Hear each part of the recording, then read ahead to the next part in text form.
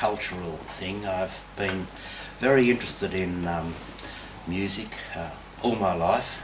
I did learn the violin, but I was never any good at it. But I've always had music around me, and I've really liked it.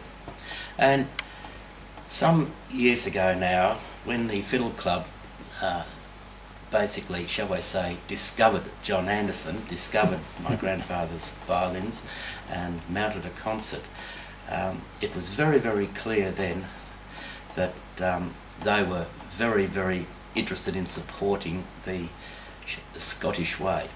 The Melbourne Scottish Fiddle Club, it's something that I really wanted to do when I came back from Boston, where I'd been playing in the Boston Scottish Fiddle Club, which was a fantastic organisation, and I really loved it. It kind of combined my interest in Celtic music, my love of playing fiddle, and I knew, because I was a violin teacher originally, I knew I could teach people, and I really wanted to play that same kind of music. So I just passed a flyer around at the Celtic Festival and got about 15 people, and then it just really grew by itself. People liked it, they told their friends, kids came, brought their mothers, kids came, brought their brothers, and we had mothers came, brought their daughters, so it just kind of grew from there. And we've probably had about 200 people through the club all up, and we've done some fantastic things. And I guess the whole point of it was really to build a group of people who could play the repertoire and could play it in sessions and have fun together.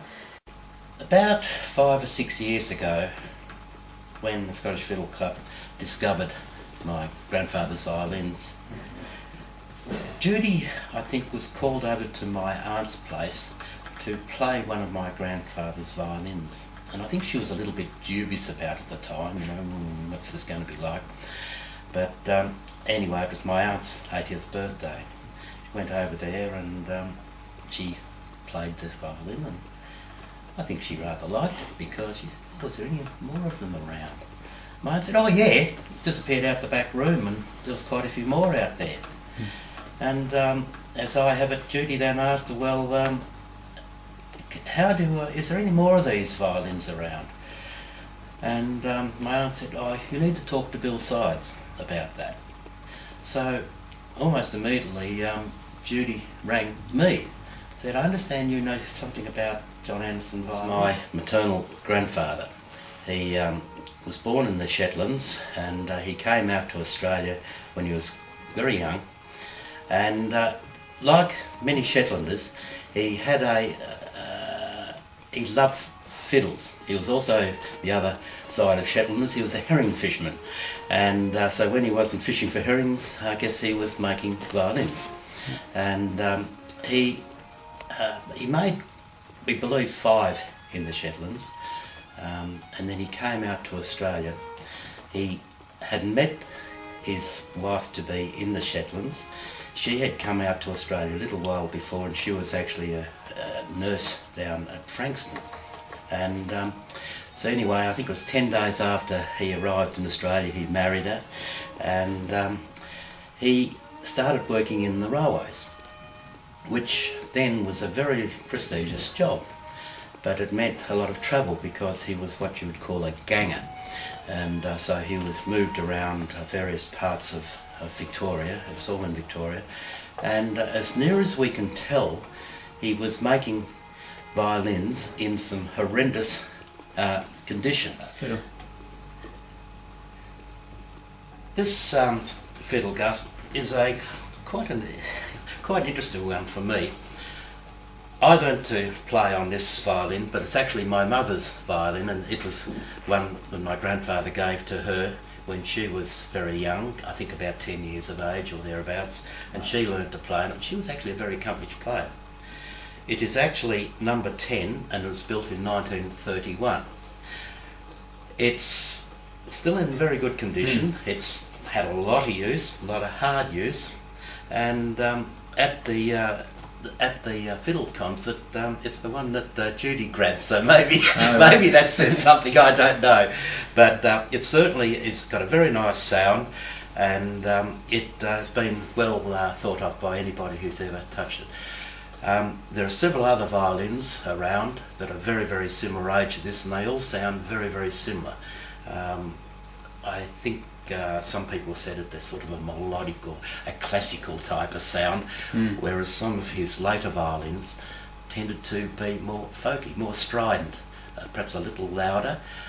He experimented a lot with woods, and that's possibly got a lot to do with it. But anyway, this one, Gus, we'd like you to take this one to the Shetlands and look after it and make it talk, and just show the Shetlands what one of their folk has done in Australia. Well, it's going to be an honour. Well, thank you very much. I'll take good care of it, and thank you very much for the opportunity. Thank you. Arriving in Lerwick, Oaklerik, on about the 6th of August, and I'll be there until about the 16th. So if you see me walking around the streets of Lerwick or Oaklerik, come and say hi. My name's Angus, or Gus. Looking forward to meeting everybody over there.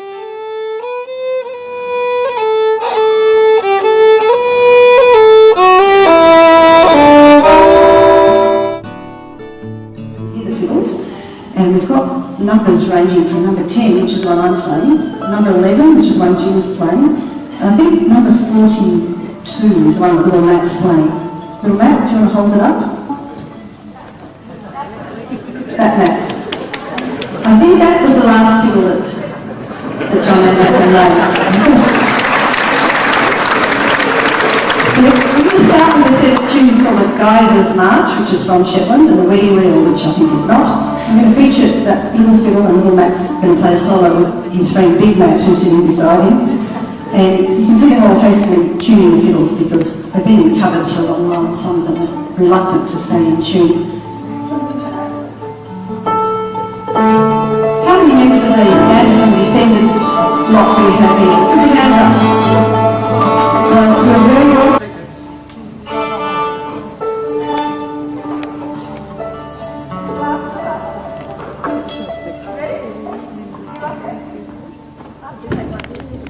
One,